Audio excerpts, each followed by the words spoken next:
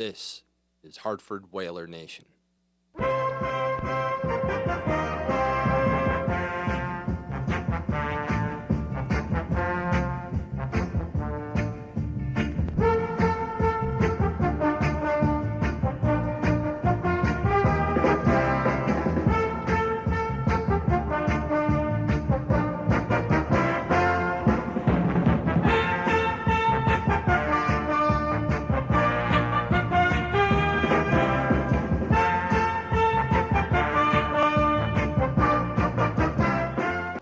Welcome to Whaler Nation TV. Jerry Irwin with Peter Hindle from theexaminer.com, and we're here at Whaler Nation TV, One Nation Under Green. Tonight's the 2013 wrap-up show. We're going to be talking Wolfpack hockey, the New York Times article that came out recently about from former Whalers who are now behind the benches in the trenches. That's right. And we're going to talk some NHL numbers from past and present. How was your holiday? Very good. And very nice holiday. It's I can't believe that 2013 is wrapped up already. There's been quite a roller coaster. We've gone, and there were ups and downs at Hartford hockey. Some moments where we thought that nothing was going to happen, and then moments when you think, hey, now we're talking NHL in the city, and that's a big turnaround from where we were at the beginning of the year. And it's not just the hockey; it's the city itself. There seems like there's a breath of fresh air with development talks, whether it's the XL Center, the Downtown North projects. They've talked about the new residents they're putting in, whether it's the apartments and the condos. There's a lot going on, and it's nice to see the city feeling like it's alive, and people are looking forward to what might be in the future in Hartford. Now we go back to the hockey side of things. You have the Wolfpack playing under the Wolfpack name this year, with the change happen. How's that been going? It's been rough for them. There was a big turnover, and if you talk to most of the coaching staff, they'll tell you that the team's extremely on the younger side. They made a trade to get a more veteran goaltender, a guy that was with the Connecticut Whale, Dove Garment-Morris. Yep. It was helped a little bit, but overall they're dead last in points. Out of all 30 AHL teams, they've got the least amount of points. They're 15th in the conference, which is the worst you can be. They got to jump 7 teams in order to get into a playoff spot, which is a lot to ask for. But there's still a good 40 or so games. But at this point, it doesn't seem like it's going to be the team that's going to make the playoffs, and that'll be the first time that this has happened in Hartford. And there hasn't been a lot of call-ups in the AHL. Has there been a lot of calls? There's been a fair amount, but nothing drastic. I mean, they losing Cam Talbot, that main goaltender, probably was what hurt them the most. Now he's backing up, and he's actually been playing a little bit more than King Henrik has. Yeah. So, that kind of hurt with the goaltending issue, but they got that settled with the trade. But overall, you just kind of wonder if it continues to flounder. And don't forget, they're 21st in attendance. They only draw about 3,500 a game, which is pretty low. It's going to end up being the lowest attended season. And where are they out of the 30 teams? They're 21st. 21st. So 21st. So, to be honest, the attendance could be a lot worse considering, the team has been playing so poorly. But, overall, you do see a little bit of a trend downward in the AHL. Like Springfield has about 9 less people average than Hartford right now. So they're almost like dead even. And where are they in the standings? Well, they're top of the top of the heap. Yeah, they're about 18 to 20 points ahead of the Wolfpack. So I mean, you could almost say that they're gone. I mean, how are you going to catch them? Yeah, exactly. Yeah, and then they've just played better than the Wolfpack has. But overall, there's usually you see bigger attendance in the AHL after Christmas. So we'll have to see if they do that. Well, then you get the football out of the way. Right. You're going to wait for the Super Bowl in February. Right. So hopefully more people come and maybe take part. Global will have some kind of big promotion night that will draw in a nice crowd or something like that, like kind of like what the Whale used to do when they bring in an alumni night or a Hall of Fame night would be nice or something like that along those lines. Well, you hope that Global's trying to figure out what their strategy is going to be to bring people into the XL Center. Right. It's their first season.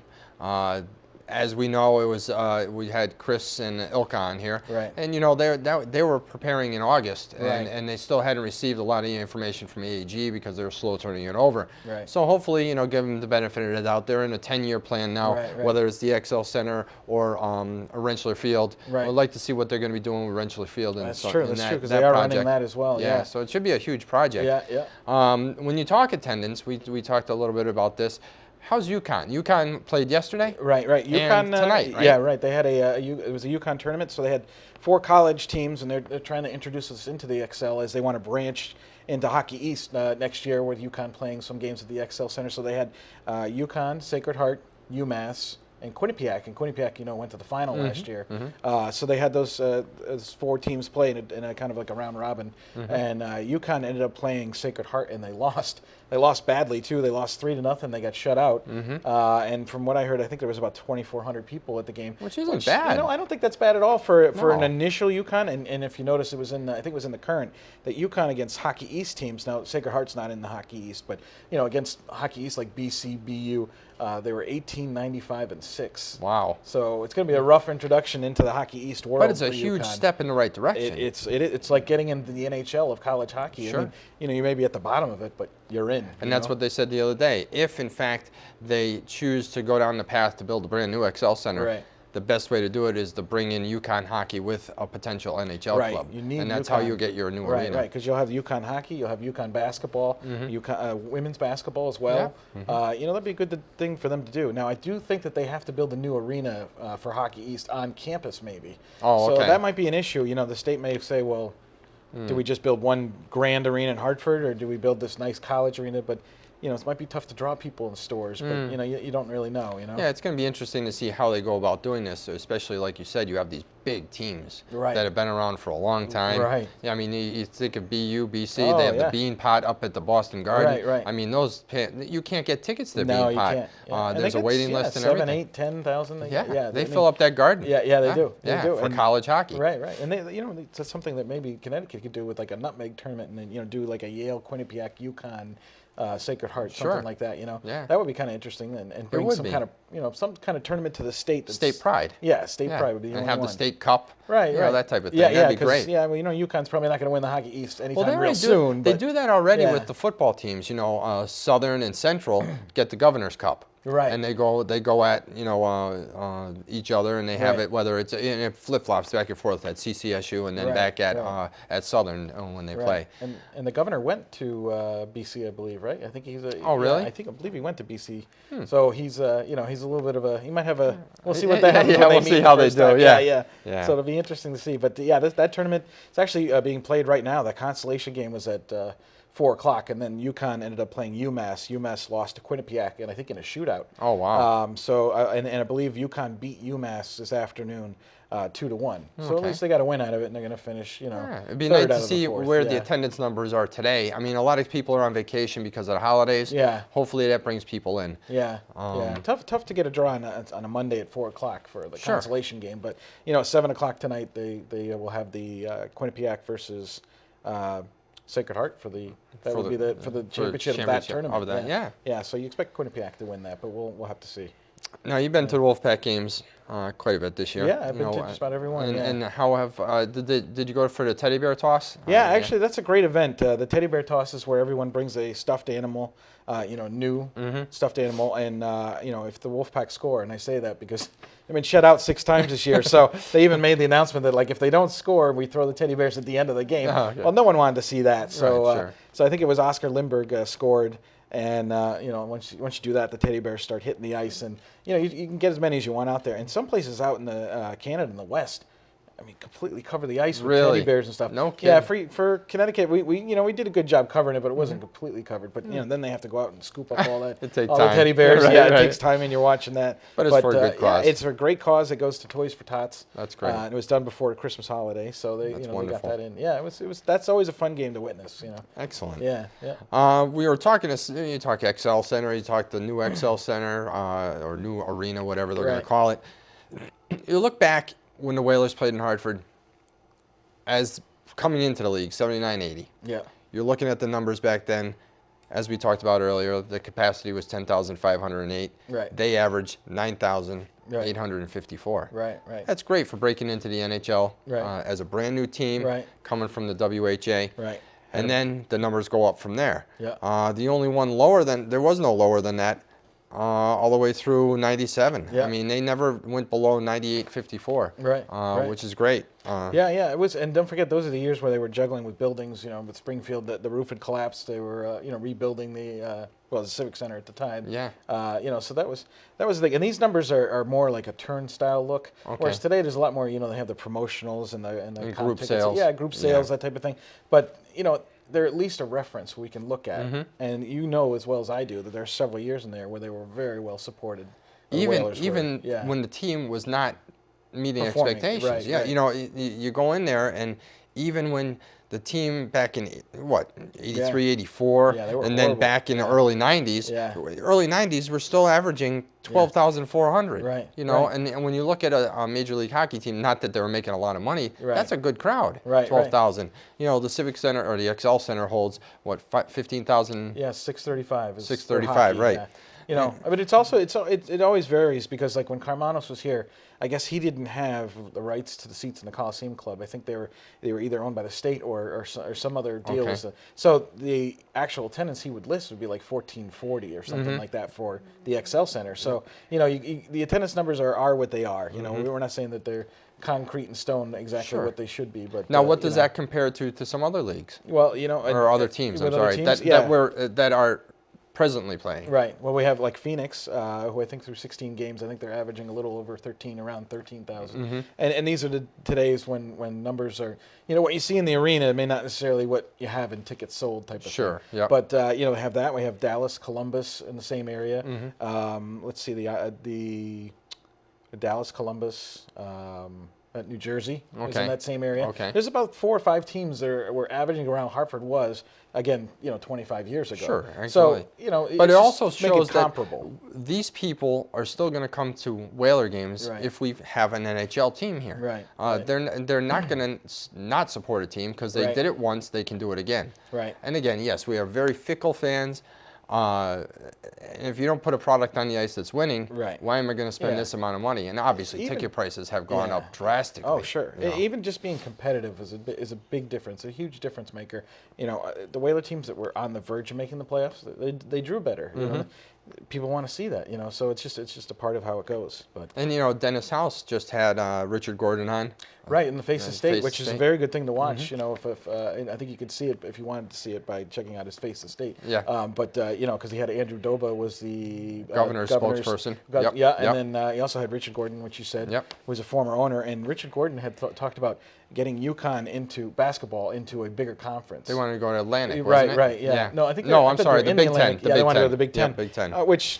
I mean, we talk about pipe dreams, but but you know, that's the type of thing he's saying is if you get UConn into a big type of conference like that, that could be your anchor tenant that you need, along with the NHL to make a building. Because what you're hoping is that the governor doesn't go out and construct a new arena. If they do, that's undersized. You know you don't want that. Right. But again, you look at what's out there. I mean, you're looking at the Barclays Center, which is 15,000. Right. You're looking at Winnipeg, which is 15,000. Right. And yeah, the NHL is raising the ticket prices because they can't fit all those people in there. But it looks like you have a full arena every night. Yeah. And with the numbers we have here, it would be a full arena every night if, in fact, those people were able to spend that amount of money. And that's the only downfall when you look at it from you know, an income like mine. You're not going to rush out and buy 2 season tickets because you might as well buy a new car. You know, it's very expensive, but it's you know, when you want NHL hockey and big league hockey back in town, you have to make a sacrifice. And you know, someone I talked to who lives outside of this market was a Capitals fan, and I told him, I said, what did you think about like when the Whale was here and they would get 13,000?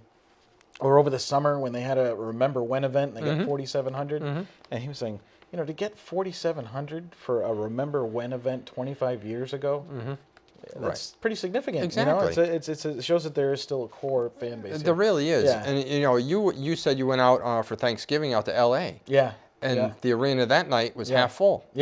So you know, even the big league teams are struggling some nights to fill up the arena. Yeah, and that was, you know, that's just the one thing that and this see. Is Los Angeles. Yeah, and it comes up. I mean, I walked up to buy a ticket, and you could do that. And you know what? It was, I think it was about $40 around that. You know, that's not bad. It's not bad. And actually, if you remember '97 when we were buying tickets, I think they were around 30, 35 or something like that for a cheapest ticket. So it's translatable, even though, you know, a market like LA is so large. But, and I think they'll have the inexpensive seats for people, and I'm sure they're going to sell the 20-game plans like they used to. Absolutely. You know, when you look at how they're going to put this thing together and who these potential 2 groups are who want to relocate a team back here. Yeah, that's the key thing, boy. Wouldn't that be good to know? It would be great to know. Andrew Doba was not going to. No, he didn't. That was not going to be. And I think Dennis House did a great job on the interview. You know, getting the facts for the people. Sure. Knowing that the governor is very interested in this and that they're going to support a relocation of a team or an expansion team that, if the NHL does expand in 2 years. Well, we're so thankful for Dennis House because, to be honest with you, that story broke about Malloy saying that there was 2 groups that were interested. If we didn't have Dennis House, who would have jumped to get somebody on? Exactly. And give us the information. He jumped right on it. It was within days that he had set up, to have those interviews. Oh, yeah. And they seem to go on the program and want to talk with him. So he's a great supporter of the NHL movement within our state, and we really appreciate that. Now, when you look at the NHL and the season we've had, we talk about everything from Sean Thornton being suspended for the 15 games. Do you know if he ever? I know he's up for appeal on that. I don't know if that's come down the pike. Probably I haven't not. heard I don't anything. know if Shanahan will. He's the guy who's going to make. Well, the they're decision, appealing, right? but I haven't heard anything yet. And a guy like Thornton, who has never been suspended in his career, I'm sure feels bad about what happened because Bruce Orpik, a great player. And it just was the heat of the moment thing. Right. You look at, I was looking at the Hockey News today, and they put up the top 10 fights of 2013. Oh, really? There's a couple Lucic in there. Yeah. They had a Sutter for the Carolina Hurricanes. Oh, okay. And there was some good old-fashioned, good old-time hockey fights on there. And I tell you, when you look at the talk of taking fighting out of the game, right, it doesn't look like these guys are ready to give that up just yet. Right. What's your take on it? Right. On fighting and hockey? It is part of the game. You've talked to enough players where they don't seem to think that it's something that needs to go. They feel like that they, as a lot of times, believe it or not, unfortunately, they're putting on a show. Or gets their team all fired up. Right, and they know, and you know as well as I do that these enforcers sometimes talk to each other like, we got to go. Let's go. Yeah. Right. And after that, they could be having a beer together. It's not that chippy. Now my wife can't stand it at all. Doesn't want to see any of it, and I don't want to see anybody get hurt. Let's be fair about that. Yeah. But some guys. Some guys are causing trouble in your team, and boy, you just would love to see. There was one with Colton Orr. Yeah. And what's his name? Bodwin for the Islanders. Right. And they got right off the face-off. Right. They went at it, and you could tell these guys didn't like each other. Yeah. It was going to happen, and it wasn't one of those pre-stage things. Right. This was just, it's time to go. Right. Then there was another one where they were talking on the face-off. Yeah. And the winger changed sides with the other winger.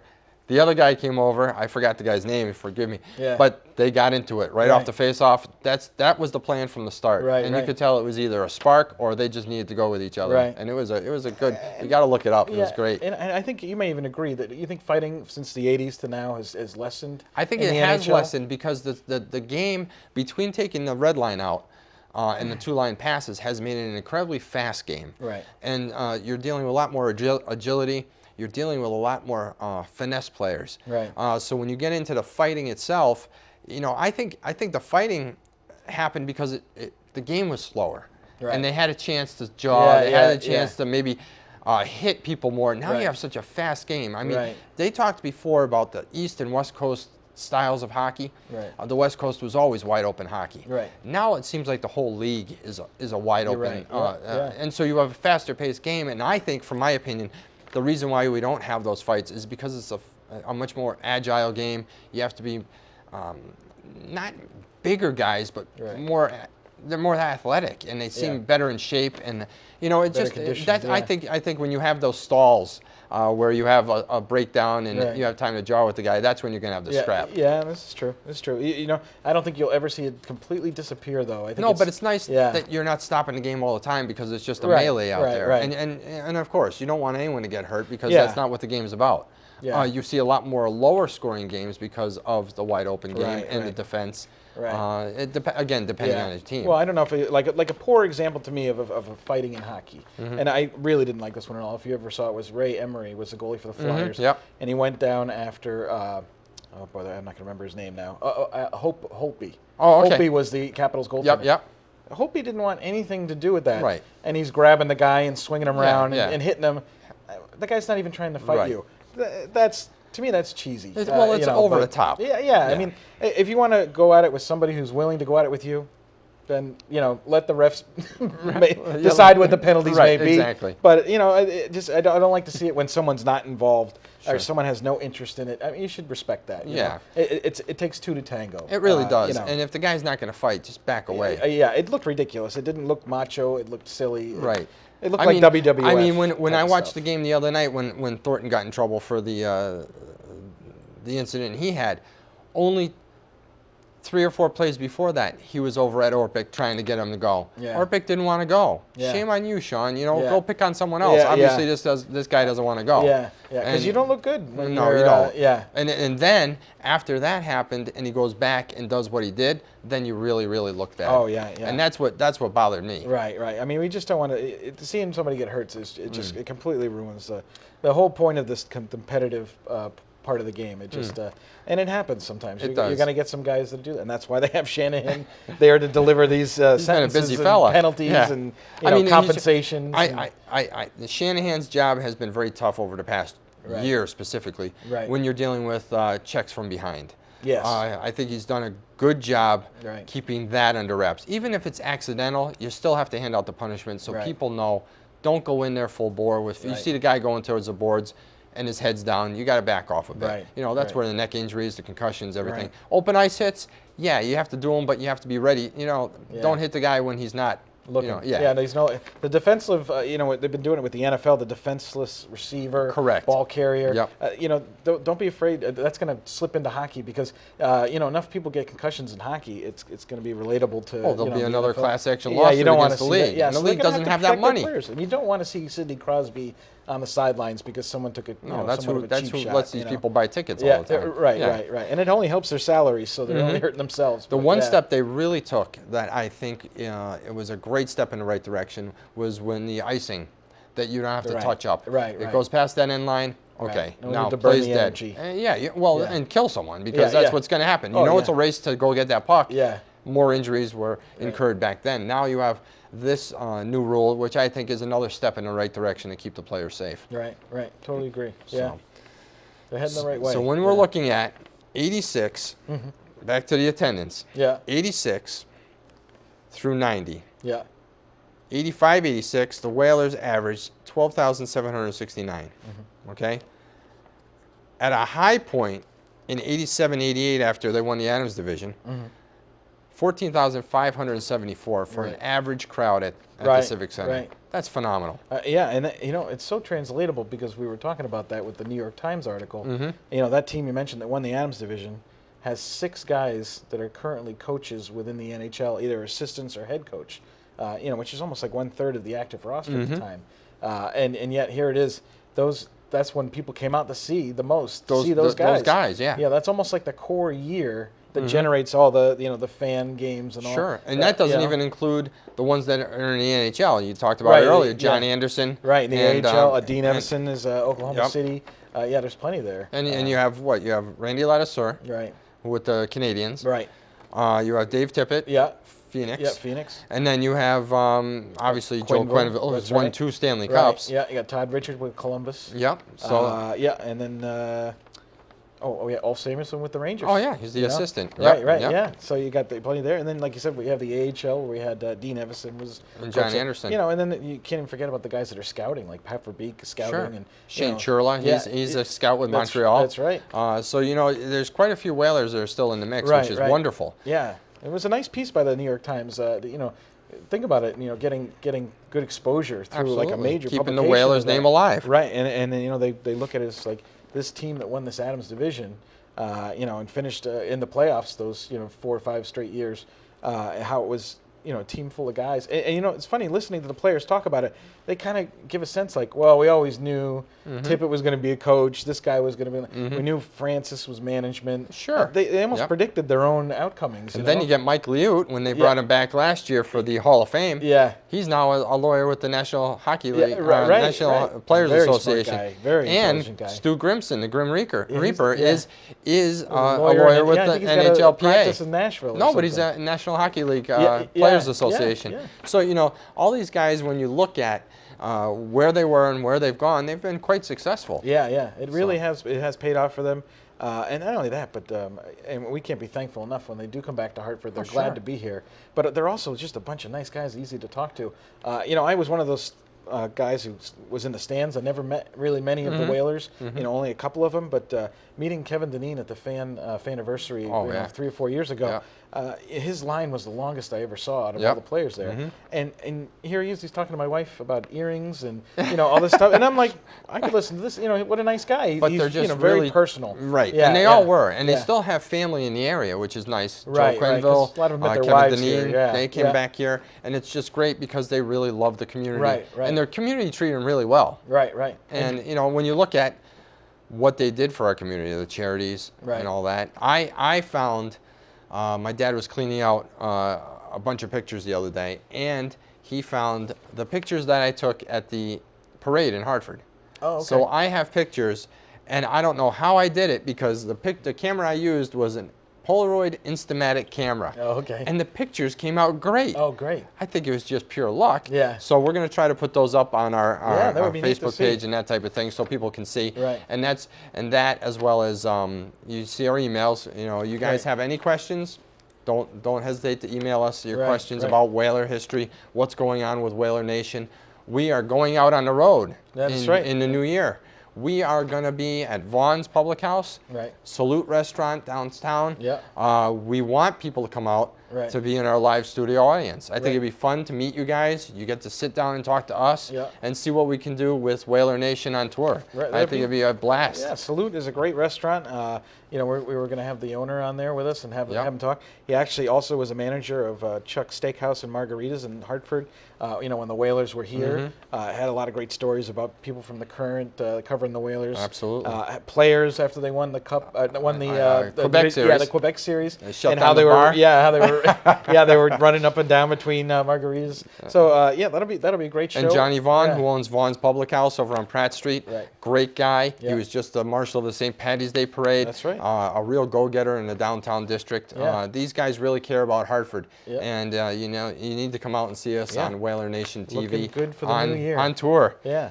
So to all of you, we wish you a happy, healthy new year and happy holidays from Whaler Nation, because we're one nation under green. Have a great night.